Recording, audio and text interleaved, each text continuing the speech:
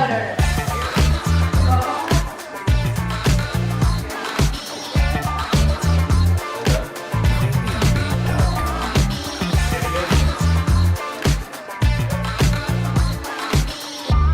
Halo semuanya, selamat datang di Habis Gelap Terbitlah Skandal.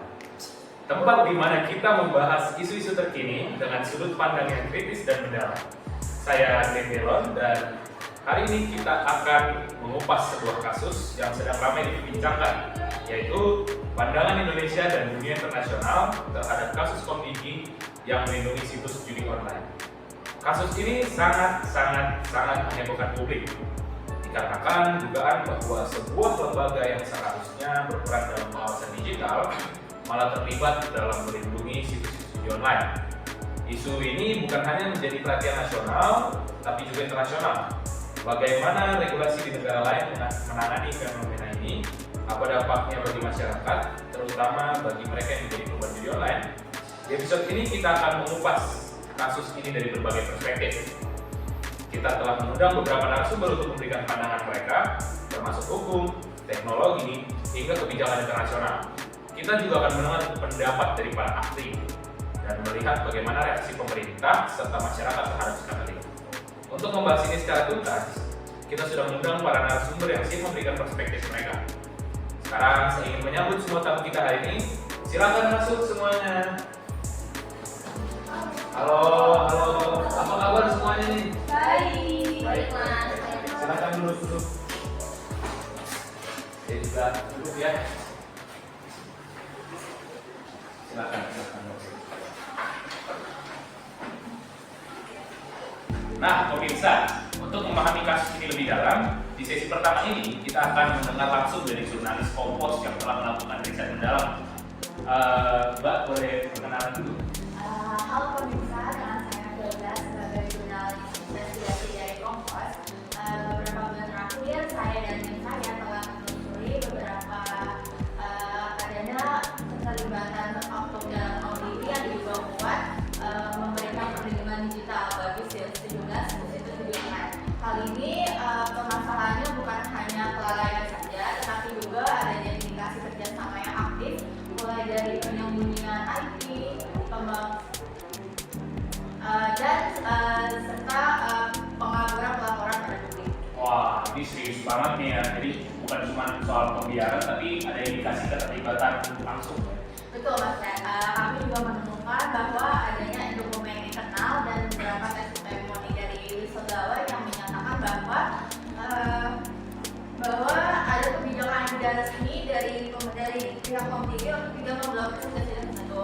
Sudah jelas hal ini telah melanggar hukum. Selain itu, setelah beberapa hari akun itu diblokir, teridentifikasi setelah aktif kembali. Hal ini diduga karena adanya pihak yang membuat akses backdoor yang terhubung dalam akses teknis dari Komdigi. Waduh, ini jadi mirip film thriller ya, tapi nyata. Terima kasih Mbak Firza atas investigasinya. Oke, sekarang kita ingin mendengar perspektif dari hukum atas kasus ini. Saya langsung ke Bu Alisha, Bu Alisha, pakar hukum digital dari Universitas Indonesia. Bagaimana Anda melihat kasus ini secara juridis? Terima kasih Mas Tri. Dari sudut pandang hukum, ini jelas melanggar berat.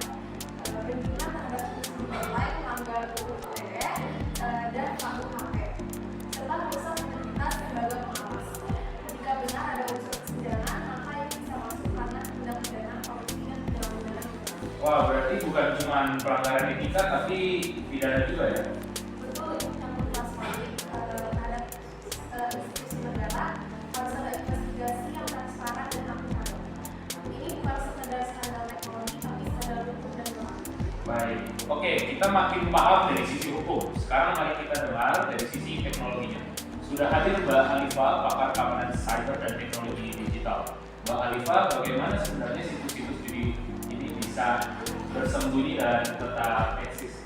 Ya Mas Dek, biasanya situs judi online itu menggunakan metode two-way hopping, mirror site, sama obfuscation atau biasa disebut pengaburan kode. Tapi uniknya di kasus seperti itu, situs-situs judi online itu malah mudah sekali lolos dari radar penyelidikan, dan berarti ada intervensi dari dalam, entah itu penggunaan DNS filtering yang tidak selektif atau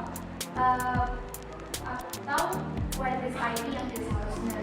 Jadi perlindungan ini bukan cuma pasif.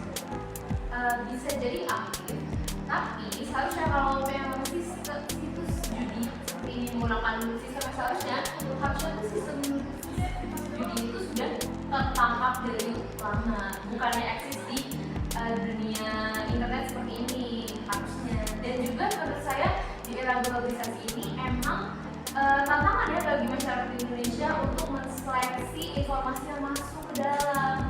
Emang entertainment tuh jadi makin beragam beragam. Contohnya ya kayak judi online ini kan pasti bagi berbagai kalangan kayak wah menarik nih. Iya, betul. Ini udah gila sih, tapi menarik karena setelah ini kita akan dengar juga bagaimana dunia internasional menanggapi kasus ini.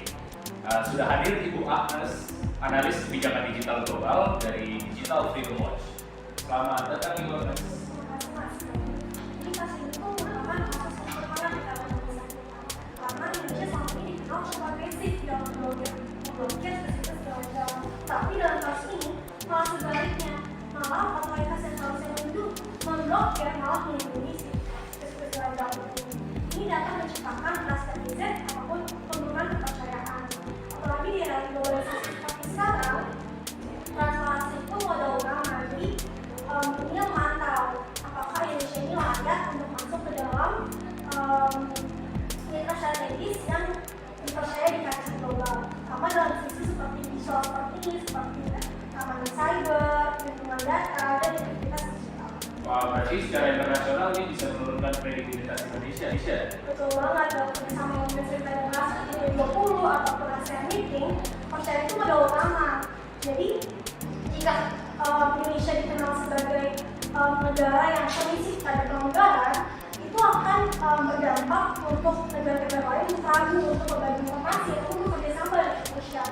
Dan kalau kepercayaan ini seluruhnya, dampaknya bukan hanya diplomatik, tapi juga untuk ekonomi di Indonesia. Apalagi jika nanti investor asing, perusahaan digital ataupun platform digital akan mempertimbangkan lagi ekspansi mereka dan kerjasama mereka terhadap Indonesia. Baik, terima kasih untuk semua analisa dan insight skill ini. Sekarang kita akan mendengar langsung tanggapan dari pihak kepolisian yang telah diselidiki juga keterlibatan oknum di gunung. Sudah hadir bersama kita Kombes Pol Raka dari Direktorat Tindak Pidana Cyber Barreskrim Polri. Selamat datang Pak Raka. Ya, terima kasih ya Bang Bu. Saya sudah dapat kesempatan untuk hadir kemari. Saya harus meluruskan dulu ini. Ada yang harus saya luruskan. Yang pertama, saya minta untuk tadi saya dengar dari teman media, dari Mbak Firza ya, tolong untuk teman-teman media jangan menyebarkan dulu berita yang tidak benar dan karena kasus ini masih berjalan, masih dalam tahap investigasi kami, masih dalam tahap penyelidikan kami. Jadi ini belum kami rilis dulu. Jadi memang ada keterlibatan dari pihak internal. Tapi tolong jangan disamaratakan. Kami pemerintah tidak semuanya buruk. Jadi tolong percayalah pada kami. Dan dari hasil penyelidikan anak buah kami di lapangan, kami menemukan total ada 15 yang kami tetapkan sebagai tersangka. Di antaranya ada dari pihak internal komisinya sendiri dan ada dari pihak sipil. Tapi tolong sekali lagi kami belum mempublikasikan nama-nama. Jadi tolong jangan dibuka dulu ke permukaan. Karena kasus ini betul sekali apa yang dikatakan oleh Mbak Agnes hangat.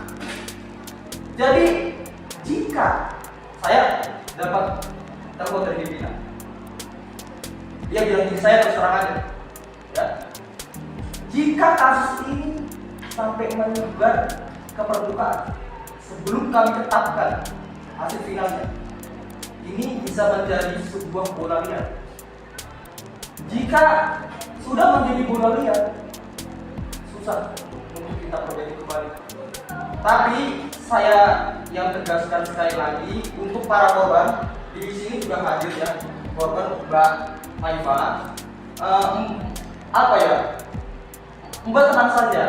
Kami dari pemerintah menjamin, bahkan kami juga membangun posko pengaduan. Jadi jangan malu jika memang ada terkena kasus ini, laporkan saja. Begitu loh Mas Dirun. Jadi jangan ditutupi.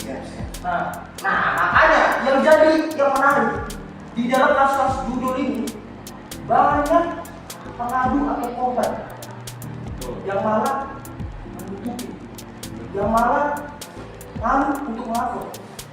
Nah, kami dari pemerintah, kami juga berkoordinasi dengan Kemenkominfo untuk melakukan penyelidikan lebih lanjut. Dan dari pihak Kemenkominfo juga positif. Dia mendukung secara masif, mendukung bahwa hal ini memang harus ditegakkan, keadilan memang harus ditegakkan. Jadi jangan disalah kira bahwa pemerintah lepas tangan, pemerintah tidak bertanggung jawab. Jangan ada statement-statement seperti itu. Bapak Prabowo dan Kabinet Merah Putih sudah gencar melakukan penindakan, salah satunya di kasus judi online. Saya kira demikian. Tapi kalau memang terbukti Pak, kita kembali ke keterlibatan. Kalau memang terbukti terlibat, bagaimana langkah hukum? Tadi kan saya sudah bilang sama Abang, kalau memang betul ini terlibat, kami dari pemerintah dan pihak kepolisian tidak akan tebang pilih, tidak akan berpihak terhadap sebelah. Mau dia pejabat, mau dia anggota dewan, mau dia PNS, mau dia anak presiden sekalipun, kami akan tindak.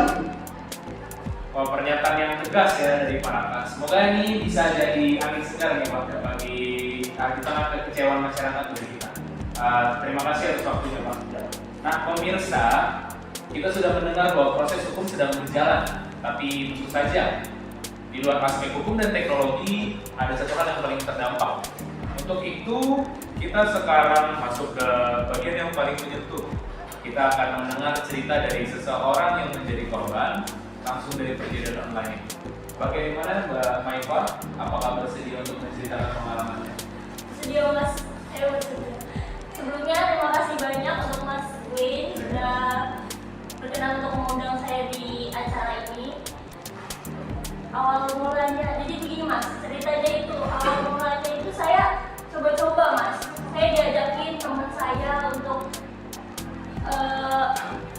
menaruh uang gitu di situs judi online ini. Saya waktu itu berani untuk menaruh juta-juta uang. Dan dari situ awalnya saya memang menang gitu loh Mas.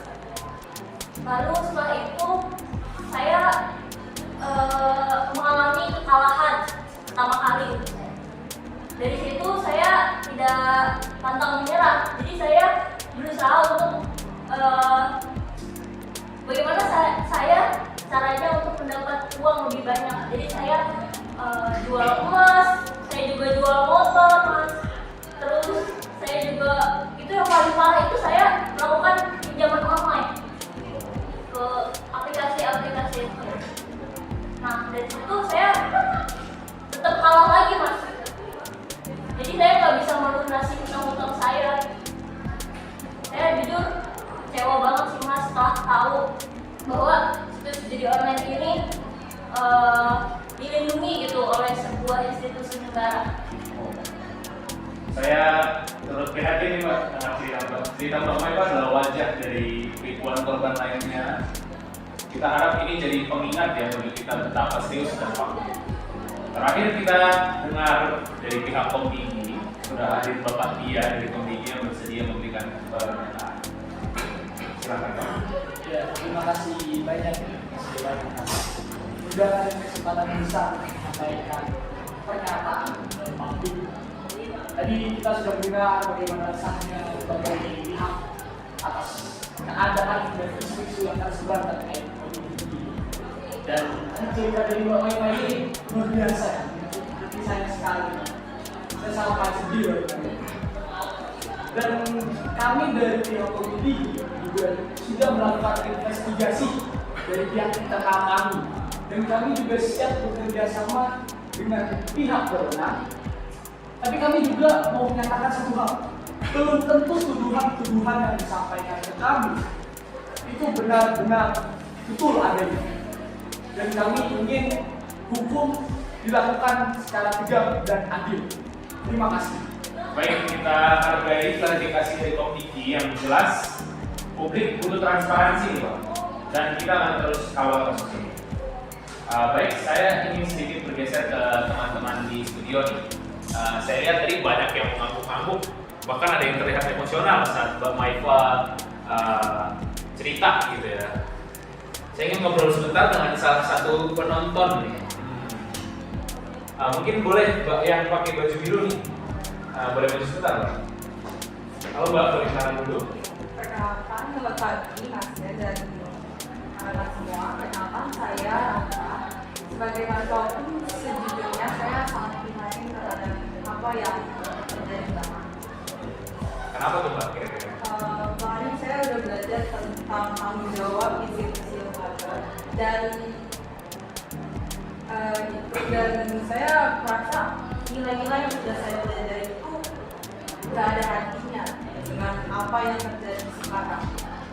Wah, saya paham sih maksudnya. Jadi bukan soal hukum doang gitu ya, teknologi doang, tapi juga soal kepercayaan dan Ya, ibaratnya lembaga yang harusnya melindungi rakyat yang belum tentu mengerti sebelum bintang ini malah melindungi situs judi online. Baik, terima kasih Mbak Rahmat. Mas Glenn, saya ingin tegaskan sekali lagi. Tadi Mbak dari teman-teman mahasiswa ya, nah, tidak semua terlibat, tidak semuanya yang melindungi. Jadi tolong percayalah, bangun rasa percaya terhadap pemerintah, biarkan kami bekerja. Baik, terima kasih Pak atas statementnya. Baik, podcast ini akan saya tutup. Sebelumnya saya ingin mengucapkan terima kasih kepada semua narasumber yang telah hadir pada saat ini. Ini bukan akhir, tapi awal dari pertarungan kita melawan korupsi digital. Saya Glenn Delon, sampai jumpa di episode selanjutnya. Tetap kritis, tetap peduli, dan jangan diam. Terima kasih.